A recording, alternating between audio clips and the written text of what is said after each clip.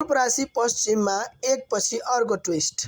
राष्ट्रिय स्वतन्त्र पार्टी नवलपरासी पश्चिमका जिल्ला सभापति महेन्द्रसेन ठकुरी नेपाली काङ्ग्रेस प्रवेश गरेका छन्। रासोपाका जिल्ला सभापति महेन्द्रसेन ठकुरी पार्टीभित्रको आन्तरिक असन्तुष्टिका बीच नेपाली काङ्ग्रेसमा प्रवेश गरेका छन्। बर्दघाट 12 चौपत्तामा भएको प्रतिनिधि सभा क्षेत्र नम्बर 1 को क्षेत्रीय सभा कार्यक्रममा काङ्ग्रेसका उपसभापति विश्वप्रकाश शर्माको हातबाट टीका लगाएर उनले औपचारिक रूपमा पार्टी प्रवेश गरेका हुन्। रासोपाबाट विक्रम खनालले टिकट पाएपछि महेन्द्रसेन ठकुरी असन्तुष्ट बनेका थिए।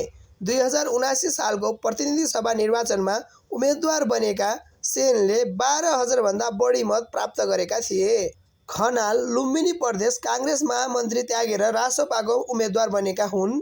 केही दिन अघि मात्र महेन्द्रका दाइ समेत रहेका रासोपा सुस्ता उपसभापति गुप्तसेन ठकुरीले पार्टी परित्याग गरेका थिए।